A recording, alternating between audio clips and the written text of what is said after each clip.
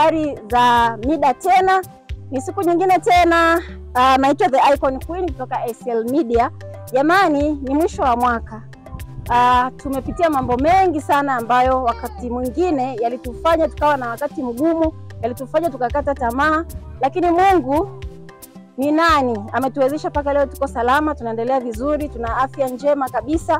Kwa hiyo tunaambia Bwana tuwe tunatoa, tunarudisha kwa jamii kwa namna mbalimbali. Kile ulicho nacho inapaswa na mwingine afeel kama vile unavyojisikia wewe. Sasa leo nipo kwenye familia nyingine. Kama mwanzo mliona tulikuwa kwenye familia ambayo ni mkaka alikuwa na shida ya miguu, mkaiona, mkamsaidia wale ambao walimsaidia kwa namna mbalimbali. Lakini leo sasa tuko katika kijiji kingine. Kuna kijana tena ambaye yuko hapa, anahitaji msaada wa hali na mali. Maisha yake yalikuwa ni magumu kulingana na yeye, sasa ilikuwa tofauti. Yeye ni kama alipata maradhi ikamsababisha akawa na stroke.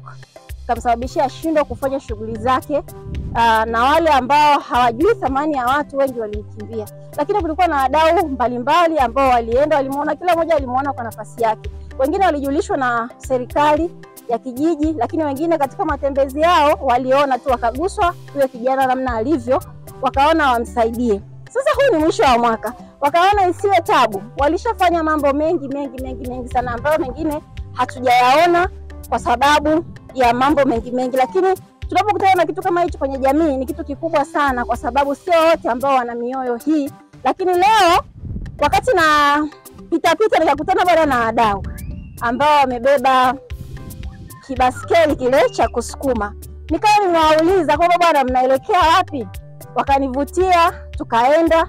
Tulivyoenda nikakutana na huyo kijana. Bwana kiukweli anahitaji msaada wetu sana. Anahitaji mambo mengi kutoka kwetu. Alikuwa na maisha magumu sana. Hana uwezo wa kulima, hana uwezo wa kutafuta fedha, hana uwezo wa kufanya chochote. Kwa hiyo hawa wadau walivyoenda wamegharamia hiyo baiskeli, walijiorganize wenyewe.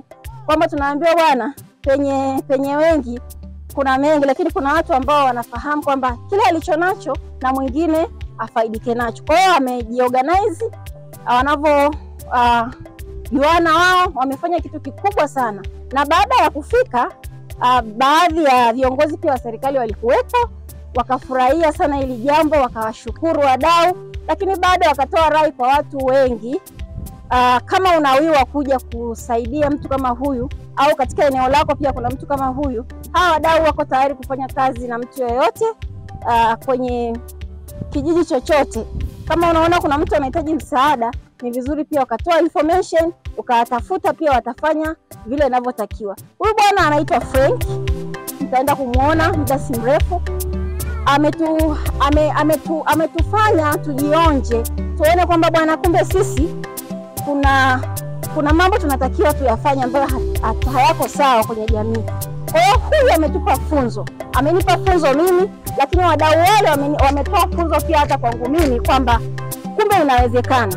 Unaweza tu katoa muda wako, lakini pia wamechukua nafasi hii adhimu sana. Ni mwisho wa mwaka, mambo ni mengi, lakini wameona warudishe ili wanapoenda kuanza mwaka 2026 kila kitu kinakuwa kiko vizuri, kwa sababu wameomba lakini wamerudisha kwa jamii. Lakini na serikali pia ilikuwepo, walishukuru na kutoa kile alichonacho na wao pia, lakini pia na wakawapa go ahead ya kufanya mambo mengine ambayo kiukweli yana mvuto sana. Karibuni sana muende kuona nini kinaendelea katika familia hii ya bwana Franki. Yuko na familia yake, tutaenda kuwaona, lakini watakuwa na neno la kutuambia wanataka nini kutoka kwetu. Karibuni sana.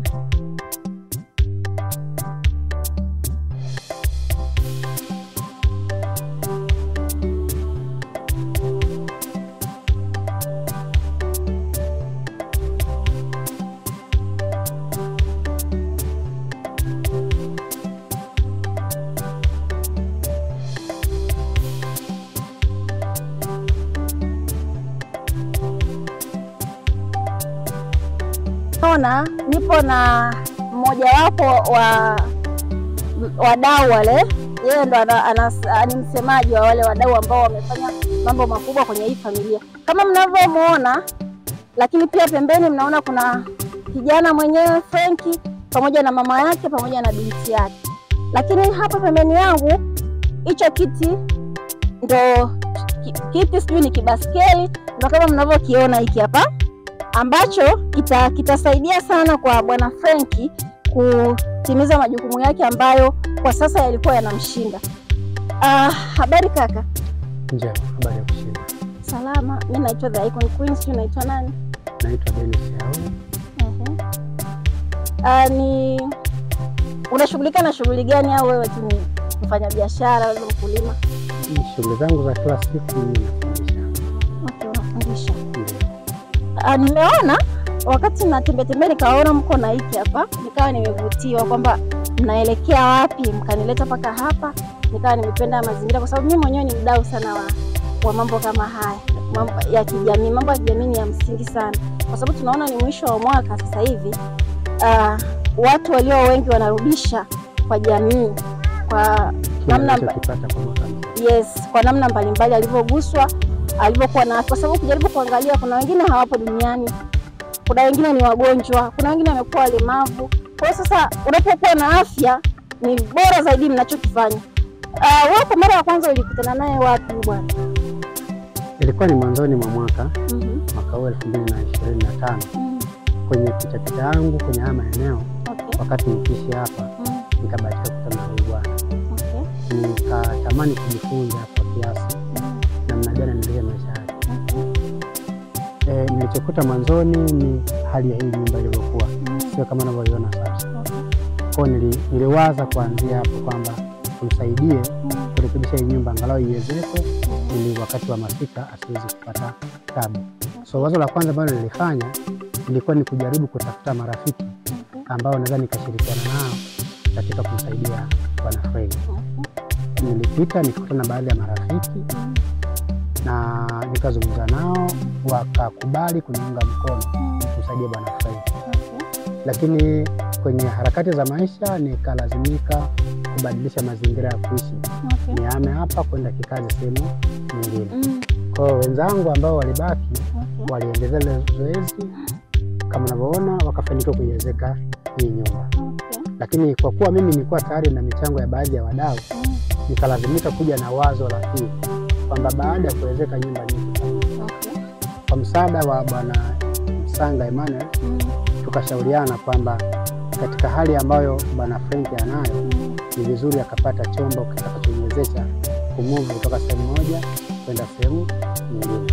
Ndipo tukaja na wazo la kununua hiki chombo. Kwa nikarudi pia kuendelea kuwakumbusha wale marafiki zangu kwamba nimebadilisha wazo kutokana la kwanza ambalo limetekelezwa. Sasa kuna jambo jingine zaidi la kufanya. Kwa wakaendelea kunisupport kwa kutoa michango yao, na kwa kushirikiana na bwana Msanga tukafanikiwa kupata pikipiki kupitia kwa watu wenye utaalamu na hii taaluma.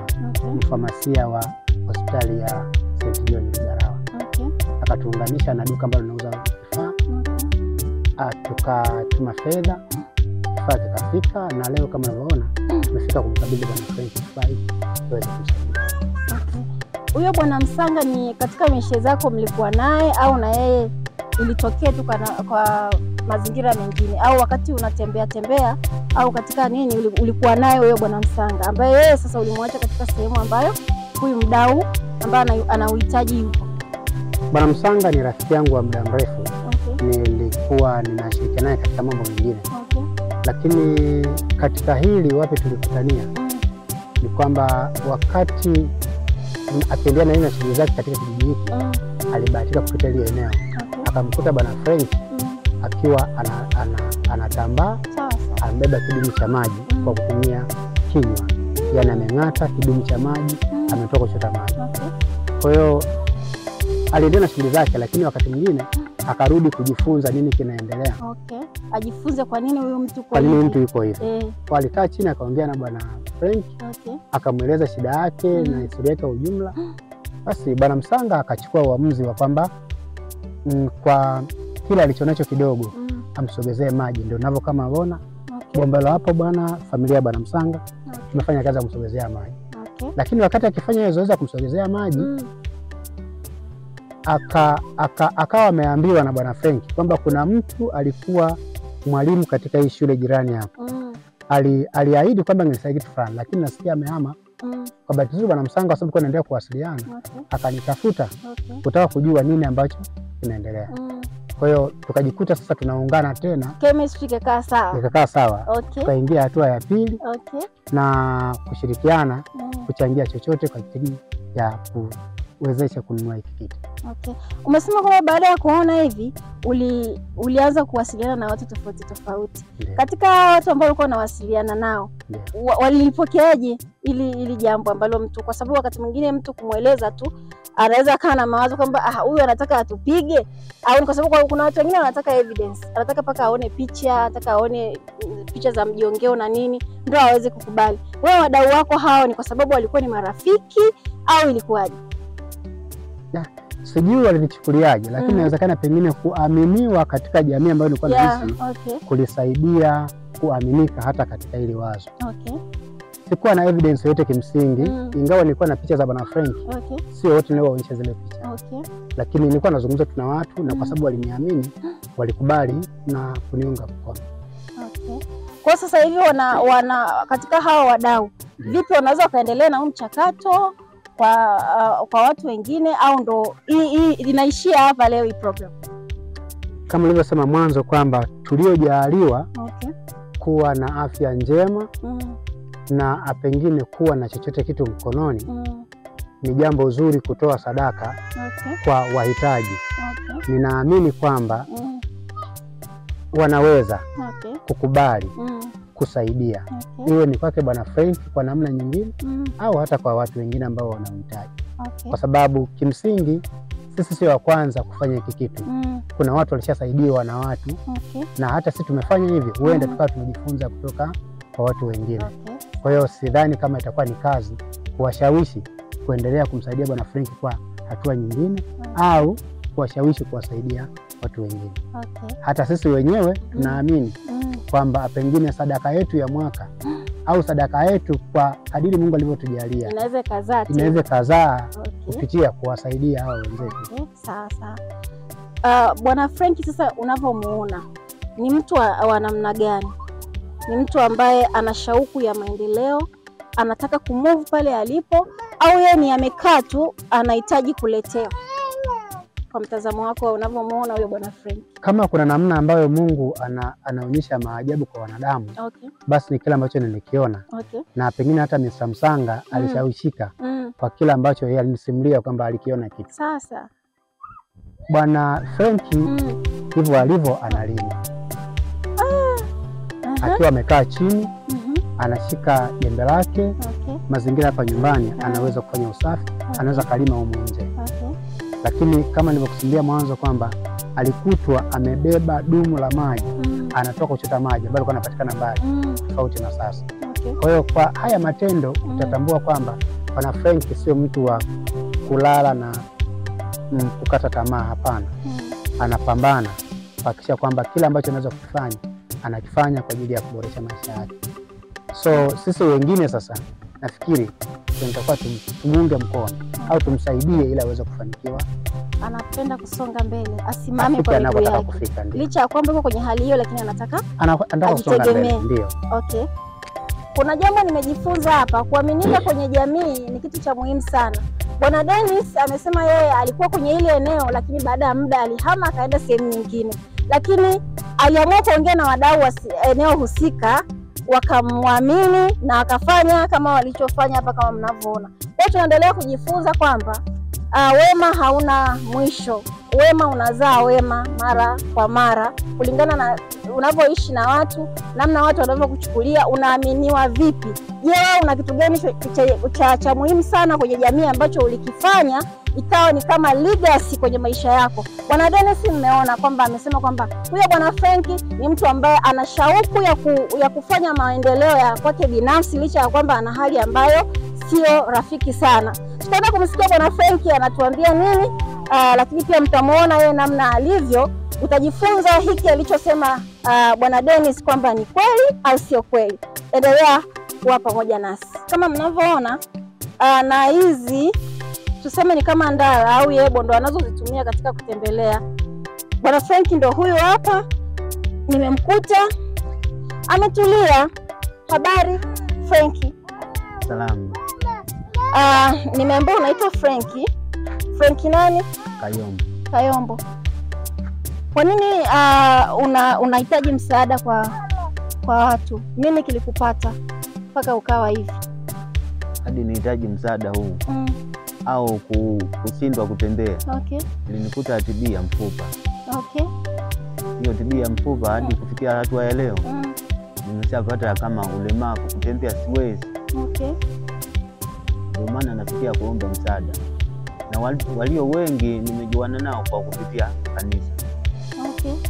Bila kanisa walikuwa hawanijui. Hii TB ya mifupa ilikuanza ukiwa na umri gani? Ukiwa hivi au ulivyokuwa mtoto? Hii TB ya mfupa imeanza mwaka 92. Okay. Bado nikiwa kabisa nimetoka kama kumaliza shule hivi. Nilikuwa siitambui ni nini, lakini bahati nzuri imekuja kugundulika nimeshakuwa na umri kama wa miaka 30. Okay. Ndio hali mnaponiona sasa nilipopata tiba, ndio mnaponiona hali sasa nimefikia hali ya kutambaa, sio kusimama tena. Sasa au kwenda hospitali kutibiwa? Hospitali nimekwenda. Na dosi nimepata. Okay. Kwa hiyo nimepata kama kitu unafuu, bado kutembea. Okay. Kwa hiyo sasa hivi hapo ulipo unaendelea kutumia dawa au upo tu? Nimetopiswa nisitumie dawa tena ya TB. Okay. Niendelee chakula. Labda kama dawa ni kidonge cha kutuliza maumivu. Kama nikiendelea na ya TB, ni kama wananiumiza, haitakiwi. Umeniambia kwamba imekuja kugundulika ukiwa na miaka 30. Ushabahatika kuwa na familia? Familia hii nimeipata wakati nimeshakuwa na kitu kama. Okay. Sasa wako wapi hiyo familia yako? Labda una wazazi, baba na mama, au ulibahatika kuwa na mke? Kwa nini? Kwa sababu tunakuona hapa uko tu peke yako. Familia yako iko wapi? Familia mimi ninayo naona ni moja. Okay. Naye ameolewa. Kwa hivyo hapa nimebaki kama ni mimi na mzazi. Wewe na mzazi. Mke wako iko wapi? Mke wangu alifariki. Alifariki. Alifariki ukiwa tayari hali imesha yani umeshakuwa na ulemavu huu, au alifariki bado? Kwa sababu unasema umekutana naye kipindi tayari ulishakuwa na nini? Na familia, si ndio? Au wakati napata hii TB nilikuwa bado ni mzima kabisa. Nimeipata hii TB nimeshakuwa na mke. Okay. Mara nikawa nafuu, mara inaniganda. Baadaye ilipogundulika ndio hali mnaponikuta nimebaki fani ya ulemavu. Kwa hii hali iliyokupata unamtegemea ni nani sana sana? Ni mama au ulibahatika kuwa na watoto? Je, watoto wanakuangalia au ni mpaka mtu akuone ndo aje akusaidia? Tangu yanze homa hii hapa, msaada wangu ni mzazi, mama. Baba alifariki miaka. Okay. Ni mzazi, mama pamoja na huyu binti yangu. Okay. Anafunga safari toka kwa bwana zake alikoolewa huko kuja kunisaidia huko. Kwa sasa wadau wamekusaidia nini na nini baada ya kugundua kwamba una hali hii? Nilipoweza kuomba msaada nimesaidiwa bati, kumalizia nyumba hii kuwezeka nilikuwa nimeshindwa. Mimi mwenyewe nimejenga, nikaezeka chumba kimoja, sehemu nyingine yote ni kama chumba kimoja na nusu wamenisaidia. Okay. Ni Bwana Shukuru Wafyo ndio aliweza kunifanyia mpango wa kumsaidia kumaliza nyumba hii. Alafu mtu mwingine aliyeweza kusaidia hapa Msanga, mwalimu amenisaidia maji. Niweza kupata maji haya. Okay. Baada ya hapo wameendelea na watu wengine kama Mshoto kina Chinga. Au wamenisaidia roba la mahindi, mafuta. godoro la kulalia. Naona pale kulikuwa na vitu vingine kama sabuni. Okay. Hapo unapokaa unakaa mwenyewe, unakaa na huyo mzazi wako na binti yako? Mwanzo nilikuwa nimekaa na mzazi. Sasa hizi nimeshatoka pale kujitegemea hapa. Okay. Sasa katika kujitegemea nikaishia njiani, ndio wameniokota wenye huruma. Okay. Kumalizia hii nyumba ninapoishi sasa. Sawa. Sasa kama mnavyoona Frankie mwenyewe ndio huyo hapa, mmesikia kwamba aliugua tu, alipata tu homa ambaye ni TB ya mifupa ikampelekea yeye kuwa hivi. Kwa hiyo hapo alipo ni mpweke. Alikuwa anaishi na mzazi, lakini naona ana uchu wa kujisimamia yeye mwenyewe, akaamua hame, lakini wadau mbalimbali wamemsaidia. Amewataja hapa, kuna Shuku, kuna Chinga, kuna bwana Emmanuel Msanga, kuna bwana Dennis na wadau wengine wameplay part kubwa sana ya kumfanya huyu bwana afikie hapa. Lakini sasa Frankie, ulikuwa unatamani usaidiwe nini? Kwa sababu mwanzoni umepatiwa maji kama wadau, Mwalimu Msanga alifanya hivyo akakupatia maji, lakini pia ikawa wakaona haja nyingine tena kwenda kutafuta watu wengine wakakupatia hiki kibaskeli. Sasa kwa sasa unahitaji nini? Kwa sababu umeniambia pia tuna bwana Shuku alikuja wakakusaidia kumaliza ukuta na kuwezeka. Sasa hivi ni nini hasa ambacho unakihitaji? Ukipatiwa unaweza ukasimama ukaanza kufanya kama ni biashara nini, au unataka nini? Mwenzenu hapa. Wakiwezekana naomba mnisaidie. Hii nyumba nimepata tayari.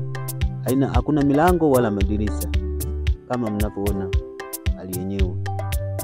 Kitu kingine, umeme nimeshindwa kununua nguzo. Sina umeme. Na waombeni hai. Kwa hiyo unataka milango lakini huna umeme. Milango, umeme, vyote vya sina. Unahisi kipi ni cha muhimu zaidi ambacho kiwekwe kipaumbele kati ya milango na umeme? Naomba mnisaidie umeme. Kwa nini? Kwa sababu hapa mahali nikikaa giza, hata wezi wakija hapa itakuwa tatizo. Pakiwa na umeme inakuwa angalau, maana naishi peke yangu. Mimi ndio mwenyewe nakaa mbali. Okay. Kwa sasa rai yako ni unataka umeme na milango, si ndio? Lakini sasa Frankie, wewe hivi unavyokaa peke yako, pakitokea usiku shida, una simu? Simu ninayo. Simu unayo? Huwa mara nyingi unapopata na tatizo, mama yako pia ana simu, huwa unamjulisha mama au huwa unawajulisha nani kwa mara ya kwanza unapopata shida, labda usiku kaumwa ghafla au vipi, unampigiaga nani? Mama hana simu. Kwa hivyo hapa huwa napiga simu kwa majirani. Naishi nao kwa uzuri tu, wala hawana matatizo. Nikiwapigia simu huwa wanafika tu hapa nyumbani. Okay. Kwa majirani huwa wanakusaidia? Wanasaidia sana. Okay, sawa. Sasa ndugu wadau wa maendeleo ya jamii, amesema kwamba yeye shida yake sasa hivi ni milango kama mnavyoona. Ndugu watazamaji, nyumba ina mlango huu tu ambao hapa ndo anapolala, mtaenda kupaona anapolala, lakini kuna chumba kingine hicho hapo hakina mlango. Wale watu wamemsaidia kuwezeka hii nyumba kama mnavyoona, lakini sasa hivi hana milango, lakini pia amesema ni hatari umeme. Kwa hiyo kama wadau tena mtafanya jambo, mtajiorganize na nini, lakini pia sio hawa tu, bado tupo wengi kwenye jamii, mwenye 500, mwenye shilingi 100, mwenye nini. Kama unayo unaweza kumletea au kawasiliana na kina Emmanuel Msanga, au pia kuna serikali. Ukafika pale kitongojini, kaongea na mwenyekiti, kaongea na mtendaji, wakakupa mwongozo, hicho ulicho nacho utaongezewa mara 2. Bado hawa watu wanatuhitaji sana. Yaani hapa alipo leo wamefurahi sana kutuona sisi, wameona na wenyewe ni sehemu ya familia. Viongozi wetu bwana wanatupenda sana. Viongozi wetu wako karibu sana na wenyewe wanakutana na hawa watu wengi sana. Sasa hawawezi kuwahendo wote kwa pamoja pasipo ushirikiano wetu sisi. Tunafanya maendeleo, tunafanya mambo mengi, lakini pia basi tujaribu hata wakati mwingine unaweza ukaja tu hapa ukamletea kilo moja ya mchele, mkapika wote, mkaenjoy maisha yakaenda. Kwa hiyo wadau bwana, kama mlivyoona Frank, mmemwona familia yake, mmeiona hii hapa, mmeona wadau ambao wameshiriki katika kutoa msaada. Karibuni tuendelee kupashana, lakini tuendelee kutoa misaada kwa wahitaji. Asanteni. Shikamoo mama. Sisi bwana ni marafiki zenu, tumekuja kuwatembelea hapa. Tumemwona mwanao Frank, hali alionayo, tukaona tuje tuwape moyo, tuwatie moyo, tuwatembelee, tuwe pamoja nanyi katika maisha ya hapa. Wewe unaitwa nani mama? Eslo. Eslo Mtweve. Eslo Mtweve. Huyu ni mtoto wako wangapi mama kwenye uzazi wako? Mtoto wa 4. Ni mtoto wa 4. Ulijisikiaje alipopata hii hali ya ugonjwa? Hali yake ilimuingia taratibu. Okay. Bado anasoma. Nisema labda sijui. Ameenda kutafuta mwenzie, ameondoka ameenda kutafuta mwenzie. Walikaa kama salama tu. Mpaka akipatikana mtoto. Okay. Muda wa kupatikana mtoto huyu. Ndio alikuwa mama yule alikuwa kama na wasi ya nini sijui. Alimtoroka. Okay. Wakati alimtoroka ndio amefariki huko. Kwa alimtoroka baada ya kuona na hii hali Okay. Kwa hiyo baada ya hapo ukaanza kuishi naye wewe? Ndio niishi naye mimi mpaka na mtoto huyu niliishi nao mimi. Wakati nasikia yule mwana amefariki huko kwa wazazi, ndio nibaki na mtoto huyu. Alikuwa baki mtoto mchanga. Okay. Sasa kwa nini ulimruhusu Frank aondoke? Ilikuwa anaishi na wewe lakini akaondoka na hali halisi alionayo hii hairidhishi. Kwa nini kama ulimtelekeza? Penye hapo alikuwa bado anatembea. Okay. Alikuwa bado anajiweza. Akaona akatafute nyumba yake aweze kuishi. Atafute kaase sehemu sijui. Wanaume na mimi sielewi. Unakaa mbali na yeye au uko jirani hapa? Nakaa huko. Huko juu. Lakini napitia hapa. Nikiamka huko napitia. Sasa mama, unataka tukusaidie nini? Watu wengine wakusaidie nini? Unataka msaada gani, labda kwa wanaokuangalia au kwa jamii inayozunguka hapa? Unaomba msaada gani? Leo tautia maji, nimeomba maji imepatikana. Lakini mimi kusema na mimi niombe msaada. Msaada kama wa maji nashukuru. Msaada kama unaonekana kwa huyu mtoto. Inabidi tule wote. Okay. Tule wote hapa. Sawa. Mtu akaletea msaada fulani, msaada gani? Inaonekana hapa. Okay. Natoka huko nyumbani nakuja hapa. Sawa. Asante mama, sisi tunashukuru, tumekusikia. Asante kwa ushirikiano. Watazamaji na wadau wa maendeleo ya jamii, hapa sasa nipo na mwenyekiti wa kitongoji, ambaye huyu bwana huyu ndio bosi wetu. Kama mnavyotuona hapa, huyu ndio bosi wetu, ametupokea kwa sababu naye ni mdau na pia ni mwananchi wake. Ametupokea kwa mikono miwili, amefurahi sana na hichi kitendo wadau walichokifanya. Lakini pia tutaenda kumsikia anaitwa nani na anatuambia nini, tufanye nini ili tuweze kuendana na hii kasi ya maendeleo. Habari bwana? Nzuri. Wanakuita nani? Naitwa Patrick Gondo, ni mshauri. Wewe ndo mwenyekiti kama ulivyoniambia wa kitongoji. Ndio. Hapa kwenye kitongoji chako kuna watu ambao wanahitaji huu msaada, wapo wengi au ni Frank tu? Kimsingi kweli wanaohitaji msaada. Okay. Kwa upande wa walemavu ni wachache tu. Ila mwenye matatizo makubwa ni bwana Frank. Aje mwenyekiti, kama wadau kama hao unaona wanajitolea kwenye jamii, wanarudisha, kwa sababu naona walio wengi hapa ni walimu, wana majukumu yao, lakini bado wanarudisha fadhila kwa jamii. Unawaambia nini ili kuendelea kuwatia moyo?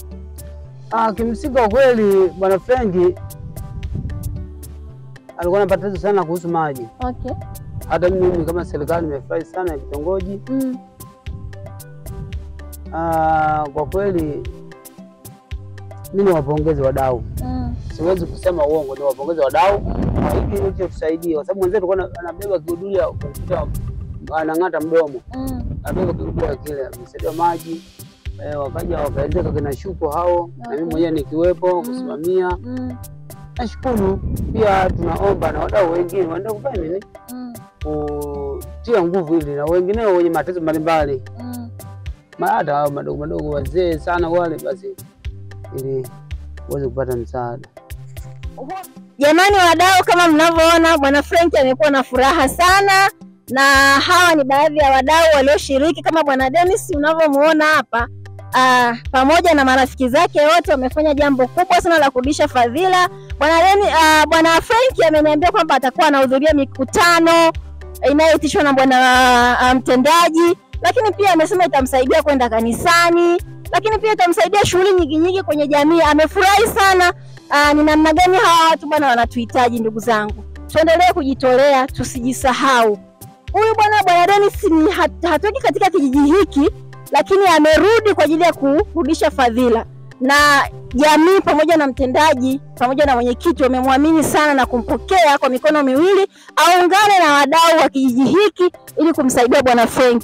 Ona namna gani anapendeza. Jamani, tuendelee kutenda wema. Huyu ni mtendaji wa kijiji, ataenda kutuambia anaitwa nani, lakini amenipokeaje ili swala la wadau kuja kumsupport Bwana Frank. Habari bwana mtendaji? Habari safi kabisa. Sio anakuita nani? Kwa majina anaitwa Babita Jili Mbwana. Okay. Ndio. Bwana, wadau unaona wamekuja hapa. Ndiyo. Wamekuja wameleta hicho kifaa kama mlivyopokea mwanzoni. Ndio. Hizi taarifa ulitoa wapi wewe? Walikuja ofisini kukueleza au ilikuwaje? Hapana, kimsingi nilikuwa kwenye mchezo zangu za serikali. Okay. Ndipo nikakutana na mwenyekiti wa kitongoji.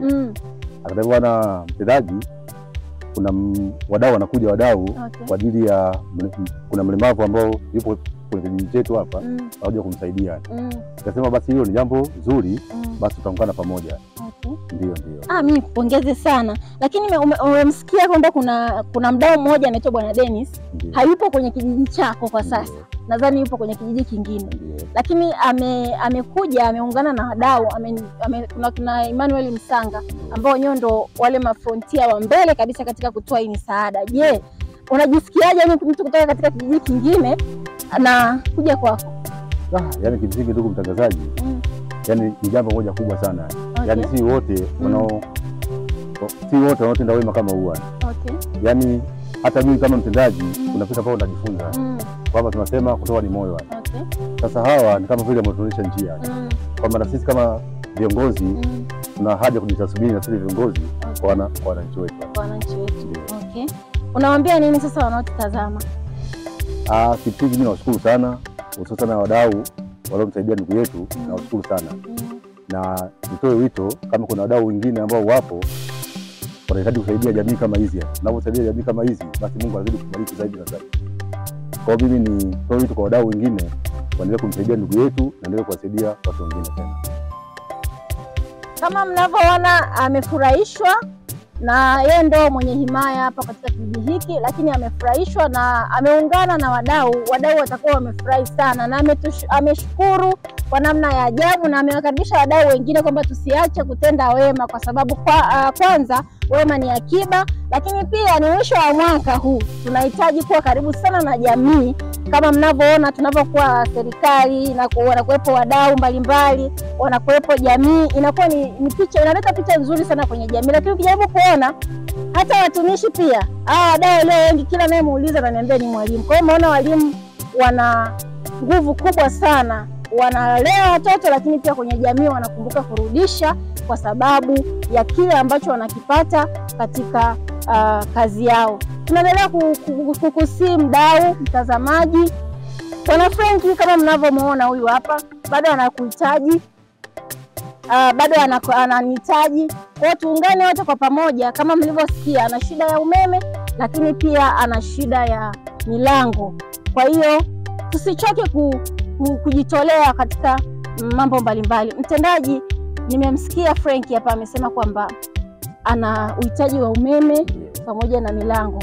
Je, hapo kwenye umeme utaratibu unaweza ukawa na ugumu au inaweza kuwa tu rahisi kwa experience ulionayo? Utaratibu ni rahisi wala sio mgumu. Okay. Na kama sisi serikali tunajaribu kusaidia walau ndugu wetu waweze kupata umeme. Ndio na kama serikali tutalibeba jambo hilo. Okay. Bwana tunashukuru. Amesema kama serikali pia atalibeba tukishirikiana na sisi. Kwa sababu michango yetu, fadhila zetu zitawapa nguvu pia serikali kusimamia hili jambo na atapata umeme, na mtaona namna gani Frank atakuwa na furaha kwa sababu hata sasa hivi mnaona tayari ni muendelezo. Aliletewa maji, aliletewa vitu vya msingi, lakini leo hii ana kibaskeli ameletewa. Kwa hiyo mambo yanaendelea kuwa mengi. Unakaribishwa tuungane. Kuna marafiki tayari wapo wengi wanafanya hii kazi. Karibu na wewe, muone mtendaji, muone mwenyekiti, atakupa mwongozo mzuri, utatoa fadhila zako ndani ya mwaka huu ambao huu ni mwezi wa 12 tunaelekea mwishoni. Asanteni sana mlikuwa pamoja nami, naitwa The Icon Queen. Usiache kutoa misaada, usiache kutenda wema. Karibuni sana kuendelea kutazama na kujifunza mambo mengi zaidi yanayohusiana na jamii yetu ya Kitanzania. Asanteni sana. ACL Media, African Community Life. We are the Lagos of Africa.